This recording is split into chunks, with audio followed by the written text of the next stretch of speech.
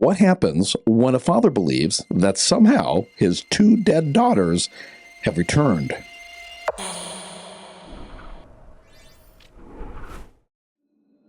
It all started pretty much with just a normal, loving family.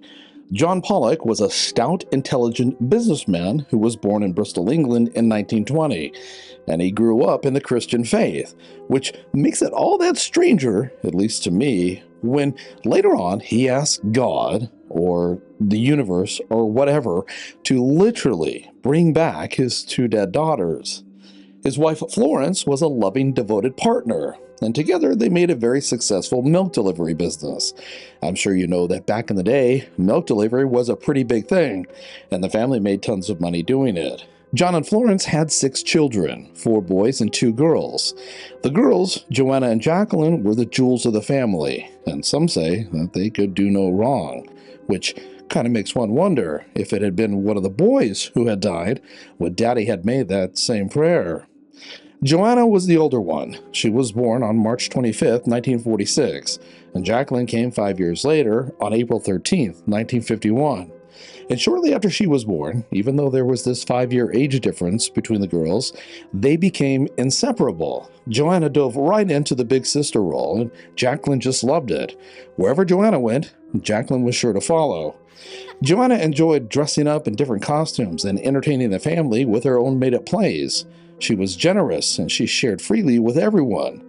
Both girls loved brushing each other's hair, and soon they discovered that they loved brushing anyone's hair, especially their father's hair. Jacqueline was born with this dark round birthmark on the left side of her waist, and when she was about 3 years old, she accidentally fell into a bucket.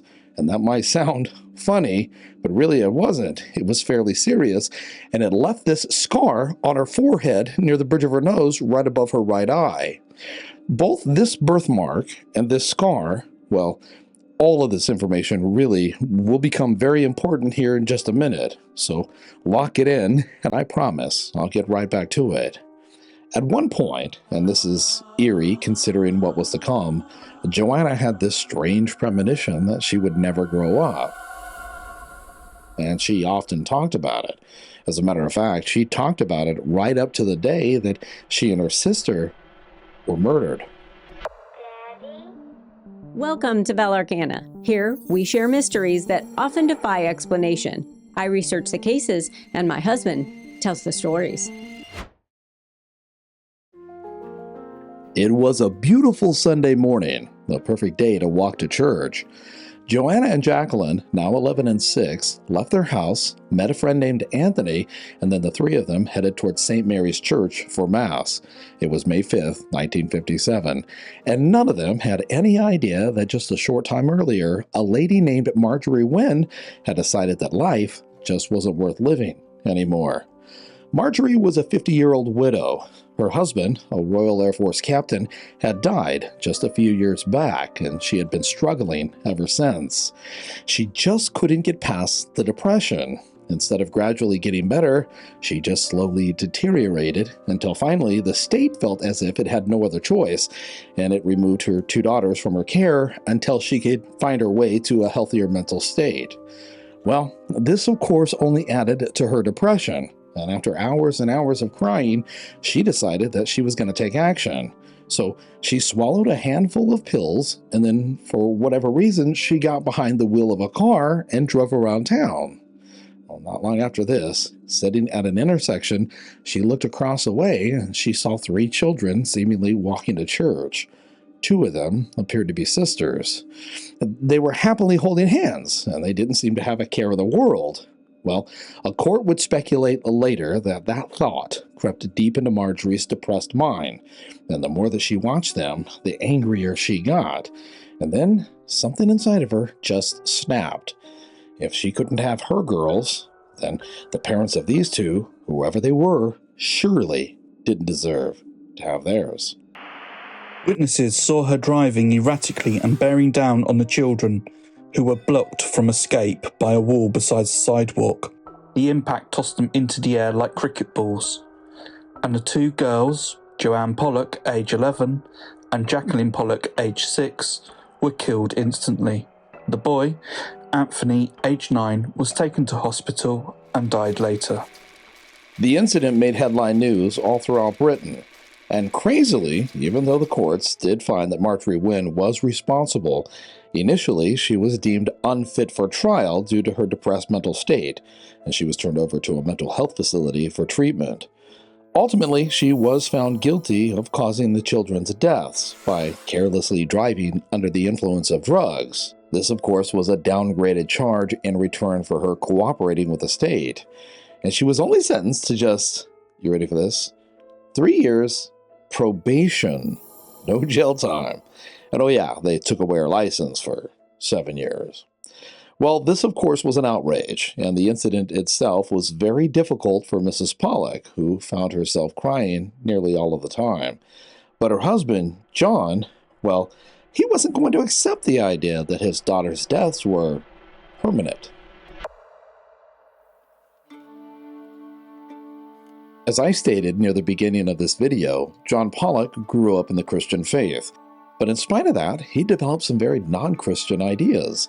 One of them was his belief in reincarnation, which he adopted at just 9 years old after reading about it in a fictional novel. He later told interviewers that before his daughters had been killed, he often prayed to God that God would send him some type of proof of reincarnation so that he could take that to the church and show them that they were wrong. On the day that his daughters were plowed into, Florence, his wife, was of course in shambles. But John, well, he got this strange notion that this was the beginning of some spiritual plan that would end with his daughters being reborn. Even said that he had had a vision, saw his daughters in heaven. And he also said that he could sense their presence in one of the rooms of the house. Well, as his wife did her very best to keep her mind off of the girls because it was just way too much for her to bear, John would deliberately focus on them, spending as much time as he could in that room in their presence.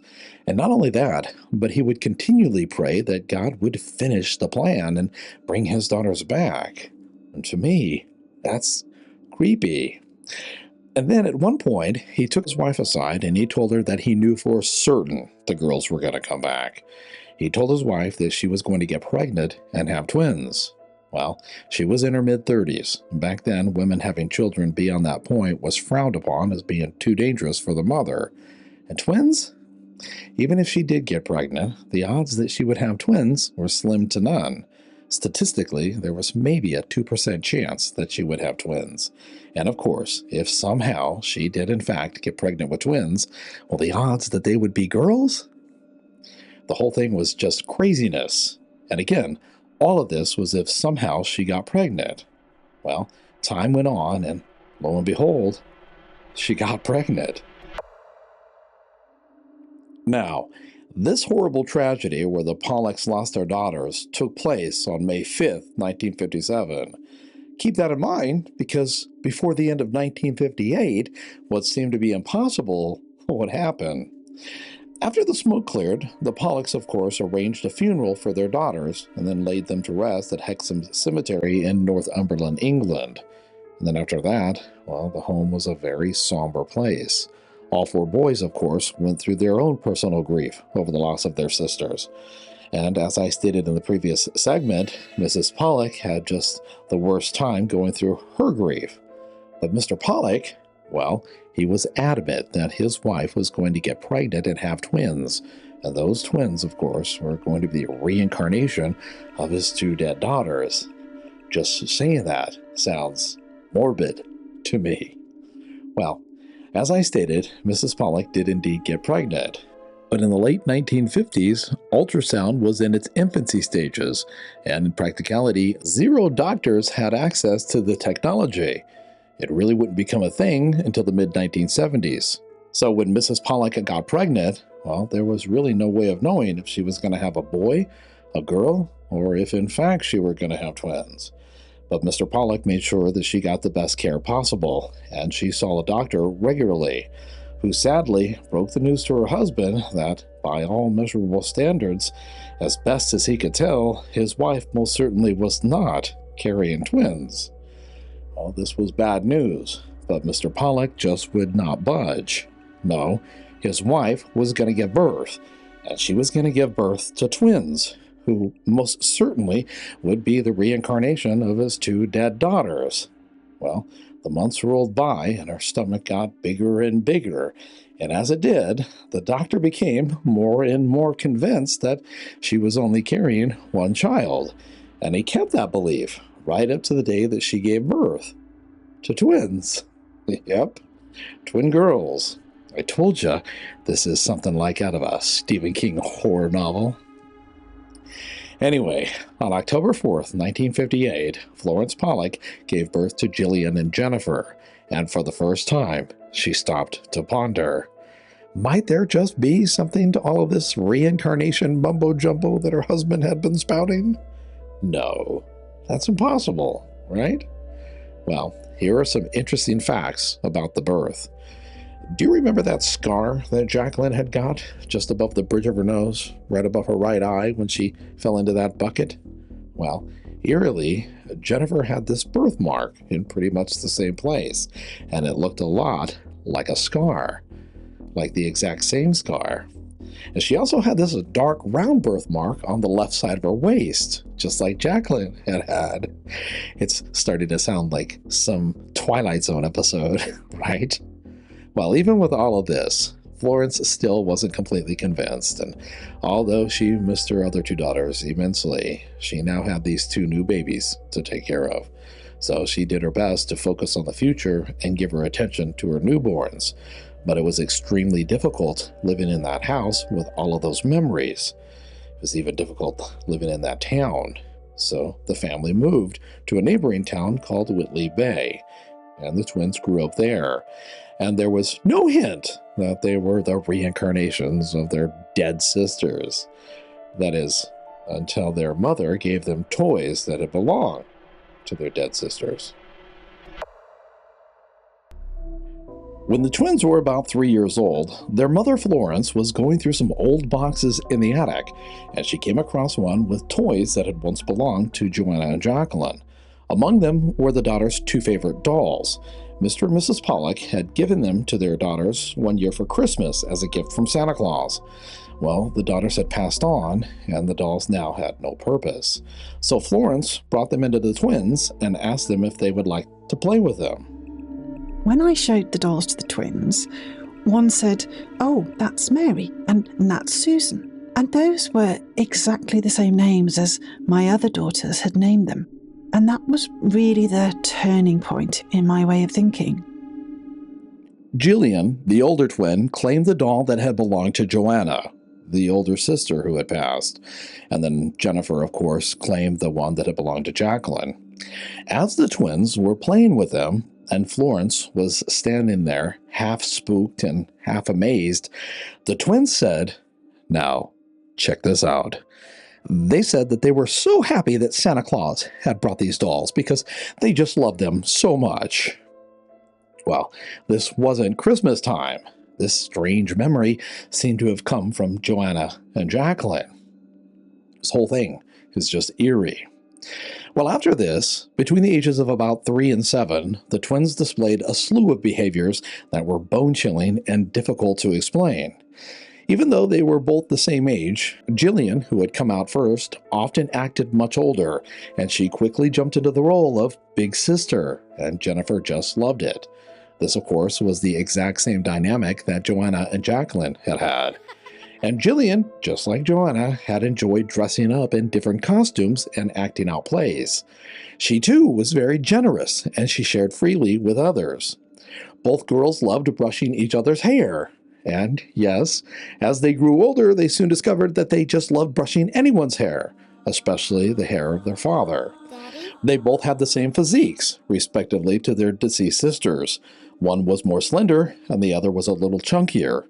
They both had similar writing styles to their deceased sisters. Gillian, just like Joanna, held her pen as most of us do. But Jennifer, well, she held hers in her fist, with her hand sort of all balled up. And this was exactly how Jacqueline had held her pens. I could go on for a while, but let me just mention a few more that really blew my mind. Occasionally, Florence would overhear the girls playing pretend. Most of the time, it was just random made-up fun. But every once in a while, it really seemed as if the girls were eerily discussing the details of when the car had plowed into Joanna and Jacqueline. Once, she walked in while Gillian was cradling Jennifer's head, saying, this is so freaky, and I quote, "The blood is coming out of your eyes. That's because," God, it's freaky when I say this, "the blood is coming out of your eyes. That's because that's where the car hit you." When the twins were 4 years old, their parents took a trip back to their old hometown, and they brought the twins with them. This is the town that their daughters had grown up in and had died in. But the twins, well, they hadn't been there since shortly after they were born. As the family was walking toward a specific park where the deceased sisters had often played, before the park came into view, both Gillian and Jennifer began to fill up with excitement, and then they asked if they could please stop into the park and spend some time on the swings. Well, their parents, of course, just looked at each other and then allowed the girls to lead the way, who took them directly to the park. Okay, one more thing. Dr. Ian Stevenson, and I'm betting that most of you are probably familiar with him. Some people think that he was extremely disciplined and objective in his studies. A lot of people think that he just saw what he wanted to see. Either way, this video wouldn't be complete if I didn't share his involvement. Well, he heard about this case through the newspapers in 1963. And shortly after that, he met and interviewed Mr. and Mrs. Pollock, where he took detailed notes. And then he went out and he looked for corroborating evidence that might support the case outside of the family, which much of it he said that he verified. But one thing that really stood out to Dr. Stevenson was what he felt were stark differences between the twins. One was much more outgoing than the other. One was measurably lighter than the other. In so many ways, each twin had characteristics that seemed to eerily match her corresponding older dead sister. Well, Dr. Stevenson thought that in order for the twins to be so different from one another, they would have to have been fraternal twins, coming from two different eggs. If they were identical twins, coming from the same egg, then their differences wouldn't be as striking. So in 1978, when the twins were 20 years old, he paid to have a test run to determine whether they were fraternal or identical. And the test came back saying that they were identical. Well, Dr. Stevenson and many people cite this as powerful, real physical evidence in favor of reincarnation. What do you think about that? Well, stick around for the DNA, that's coming up next, and see what I think about that.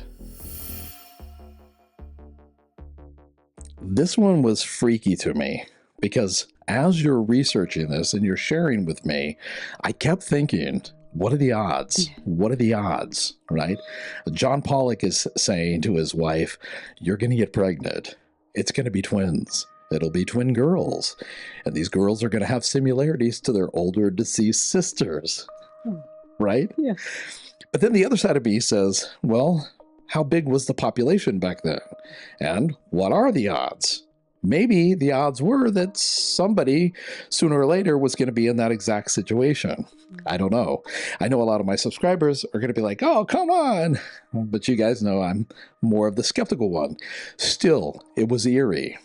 As far as Dr. Ian Stevenson thinking that because they're identical twins, that was some sort of evidence in reincarnation, I have to say that I personally don't share that sentiment. Is that how you say it? Sentiment?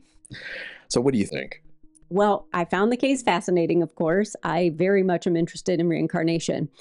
I came across an absolute gem where Jennifer was interviewed, and this is years and years later. No one has heard from her, for years. And I thought, okay, now I'm going to find out if I really believe in this.